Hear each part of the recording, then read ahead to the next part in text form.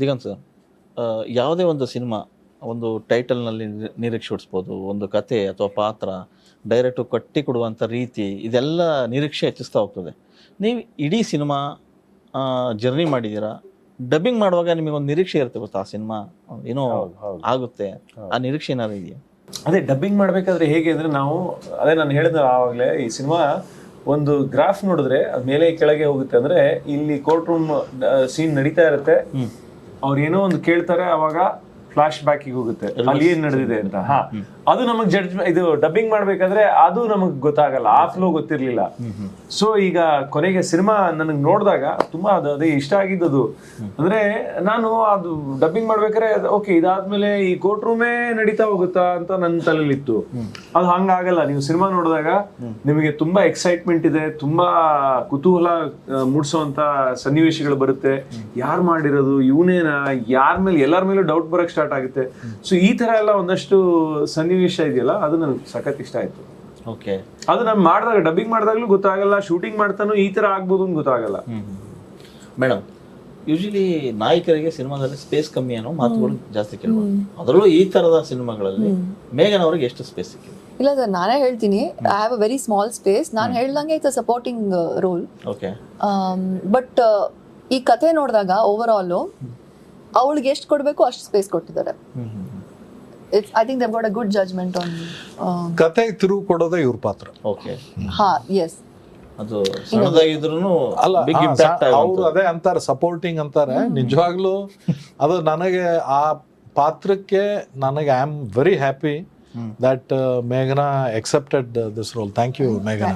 Yeah, no, seriously, I'm telling you, because that character coming alive, ಅದು ಪಾತ್ರ ನನ್ನ ಕಣ್ಣು ಮುಂದೆ ಬಂದದ್ದು ತುಂಬ ಚೆನ್ನಾಗಿತ್ತು. ಮೇಘನಾ ಒಪ್ಕೊಂಡಿದ್ದು ನನಗೆ ಭಾಳ ಲೋ ಬಿ ಪಿಯಿಂದ ನಾರ್ಮಲ್ ಬಿ ಪಿ ಬಂದೆ ನಾನು. ಬಟ್ ತುಂಬ ಚೆನ್ನಾಗಿ ಮಾಡಿದ್ದಾರೆ.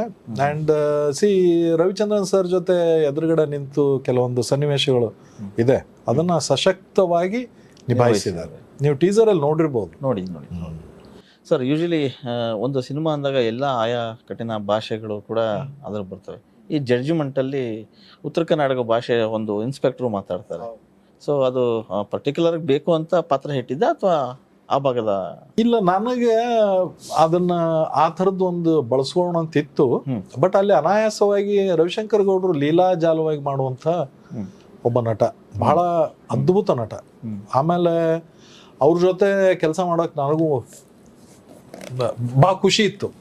ಅದು ಫಸ್ಟ್ ಕಾಂಬೋನಾ ಅವ್ರದ್ದು ಜೊತೆ ಫಸ್ಟ್ ಕಾಂಬೋನಾ ನಿಮ್ದು? ನಂದ ಸರ್, ನಾನು ಮಾಡಿದ್ದೆ 4 ಸಿನಿಮಾ ಅಲ್ಲ, ಇತ್ತೀಚೆಗೆ ಮಾಡಿರೋ ಸಿನಿಮಾಗಳಲ್ಲಿ ಅವ್ರು ಇರ್ಲಿಲ್ಲ.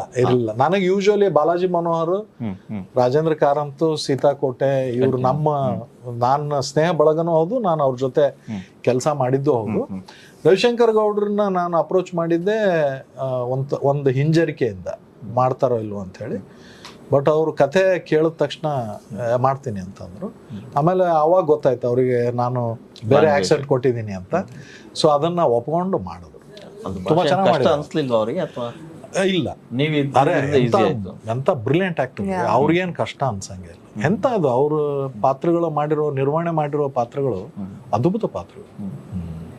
ಬಹುಶಃ ನಿಮಗೆ ಈ ಸಿನಿಮಾದ ಕತೆ ಉಟ್ಕೊಂಡಿದ್ದು ರವಿ ಸರ್ ಹಿಂದಿನ ಸಿನಿಮಾಗಳನ್ನ ನೋಡಿ ಹಿಂದಿನ ಸಿನಿಮಾ ನೋಡಿಲ್ಲ ಅವ್ರದ್ದು ಒಂದು ಅದು ನಾನು ಇದನ್ನ ಮಾಡ್ತೇನೆ.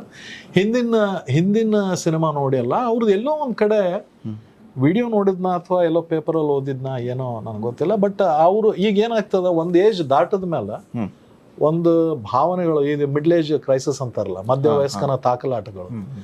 ಸೊ ಆ ಥರದ್ದು ಒಂದೆಲ್ಲ ಓದಿದ್ದೆ. ಅಲ್ಲಿ ಒಂದಿಷ್ಟು ಅವರು ಅಯ್ಯೋ ಹಂಗೆ ಮಾಡ್ಬೇಕಾಗಿತ್ತು, ನಾನು ಅದನ್ನ ನೋಡ್ಕೊಳ್ಳಿಲ್ಲ ನಾನು ಅನ್ನೋವಂಥ ಒಂದು ಅಪರಾಧಿ ಮನೋಭಾವ ಅಲ್ಲೆಲ್ಲೋ ಕಂಡೆ ನಾನು.